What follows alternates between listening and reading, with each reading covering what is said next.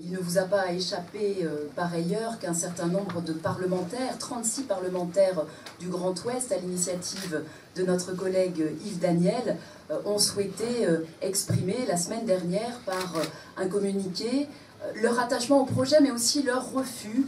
d'une présentation unilatérale, que je qualifierais volontiers de caricaturale, de ce projet qui est pourtant loin de mériter tous les opprobes qui lui sont affectés, auxquels nous croyons, au contraire, comme un véritable projet de développement économique. C'est d'abord une question d'accessibilité, de désenclavement de nos régions. Nous n'avons pas de vision idéologique du transport aérien. Nous constatons néanmoins qu'il est en croissance et qu'il est un facteur d'attractivité pour le développement économique, pour le développement touristique, pour le développement de l'emploi dans son ensemble. Et face à cette croissance, nous constatons les uns et les autres ce qu'est la saturation de l'aéroport de Nantes et la nécessité de doter le Grand Ouest, parce que ce n'est pas uniquement un projet nantais. Je crois que nous avons raison d'insister sur le fait que les Bretons,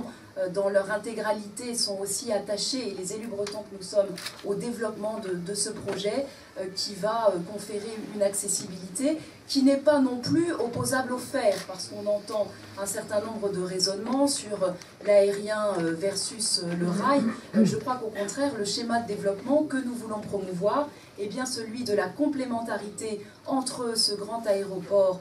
de l'Ouest que nous attendons, mais aussi le développement de la LGV, mais aussi, et là en tant qu'élu rennaise j'y suis particulièrement attachée, la question de la liaison ferroviaire Rennes-Nantes, qui est particulièrement attendue et qui sera un atout pour nos populations, puisque les flux existent déjà et sont très nombreux, mais aussi pour les entreprises de notre territoire. Et quand le gouvernement et avec lui toute la majorité parlementaire est mobilisée en faveur de l'emploi, eh bien nous croyons que cet aéroport est aussi une réponse dans une stratégie globale en faveur de l'emploi. Les arguments économiques sont importants, les arguments écologiques le sont tout autant, je n'y insisterai pas parce que je sais qu'ils seront présentés par les uns et les autres, mais là encore, on est très loin de la caricature et on voit à quel point la dimension environnementale elle-même a été tout à fait intégrée au projet. Et quand on cite simplement l'exemple de 42 000 personnes aujourd'hui impactées par le cône de bruit de l'aéroport, 9 000 demain, on voit aussi que 900,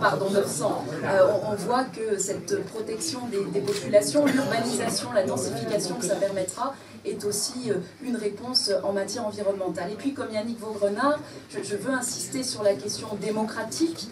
dont nous sommes les témoins, dont nous sommes quelque part aussi les garants. Et je peux attester qu'y compris en Bretagne, dans l'ensemble des campagnes que nous avons menées, qu'il s'agisse des municipales de 2008, des régionales et cantonales de 2011 et des législatives, y compris dans une circonscription comme la mienne qui est peut-être éloignée et pas en première ligne comme d'autres collègues, Jean-René Marsac, vis-à-vis du territoire immédiat de Notre-Dame-des-Landes, il n'y a pas eu une seule réunion où la question de Notre-Dame-des-Landes n'a pas été posée et il n'y a pas eu un seul document que nous avons sorti, une seule profession de foi, où nous n'avons pas attesté de notre attachement au projet. Et nous sommes obligés de constater, avec plaisir d'ailleurs, que nous avons été élus et que nous avons été validés sur les options de soutien à l'aéroport de Notre-Dame-des-Landes. Et de ce point de vue, je crois que nous ne pouvons pas accepter, en tant qu'élus de la République, en tant que garant d'un État de droit, que quelques oppositions, y compris violentes, y compris bafouant les droits de la presse, les droits de l'information, y compris menaçant la sécurité, l'intégrité physique d'un certain nombre de personnes, et bien que quelques agissants, qu'ils soient sincères ou manipulés,